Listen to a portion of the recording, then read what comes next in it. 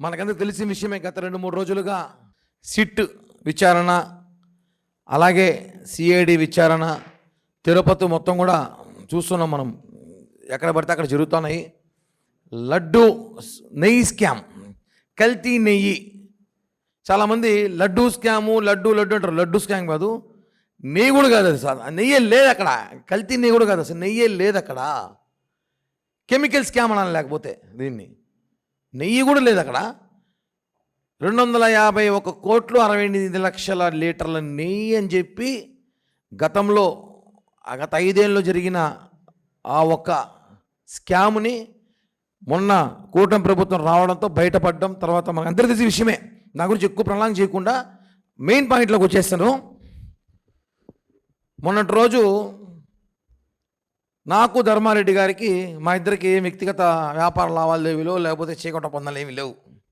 బేసిక్గా ఆయనకి ఏదో అభిమానంతో చాలా రోజుల తర్వాత కొండకు వచ్చినాడు కదా, లడ్డు తినిపిద్దామని ఎత్తుకోకపోతే ఆయన లడ్డు తిరస్కరించినాడు. అది ఆయనకి విజ్ఞతకు వదిలేస్తా. అలాంటి వ్యక్తిని 5 సంవత్సరాలు ఈవోగా మనం పరిపాలించుకున్నాడు. గతంలో 9 సంవత్సరాలు ఉన్నాడు. లడ్డు చూసి పారిపోయే వ్యక్తిని కూడా మనం ఇక్కడ మనల్ని కంట్రోల్లో పెట్టాడు. పవర్ ఎప్పుడు శాశ్వతం కాదు. వెంకటేశ్వర స్వామిని పవర్ ఆయనే శాశ్వతం. ఇదే ధర్మారెడ్డి నాకు తెలిసి కొండపైన బయలుదేరి అలిపిరికి ఊరికే చెక్కింగ్ వస్తున్నాడంటే ఎస్పీలు, ఏఎస్పీలు, డిఎస్పీలు అధికారులంతా క్యూలు కట్టి ఆ టోల్ గేట్లో ట్రాఫిక్ ఆపేసి ఆయనకి సెల్యూట్ కొట్టి చూసేవాళ్ళు. హీరో పవర్ చూసారా? ఆయన క్యాప్ వేసుకొని అద్దాలు వేసుకొస్తే కానిస్టేబుల్ ఎవరైనా ఉంటున్నాడు. ఎవరండి మీరు ఉంటున్నారు? అది పవర్. వెంకటేశ్వర స్వామి పవర్ ఎప్పటికీ అల్టిమేట్ ఆయనే. ఆయనతో ఆటలాడితే ఏ రోజు ఒకరోజు ఎవరైనా బయటపడాల్సిందే. లడ్డూ స్కామ్ విషయంలో విచారణ జరుగుతోంది. జనసేన పార్టీ తరపున మేము కూడా 2 రోజుల్లో సిట్ అధికారులను కలవబోతున్నాము. మా దగ్గర కూడా కొంచెం డేటా ఉంది.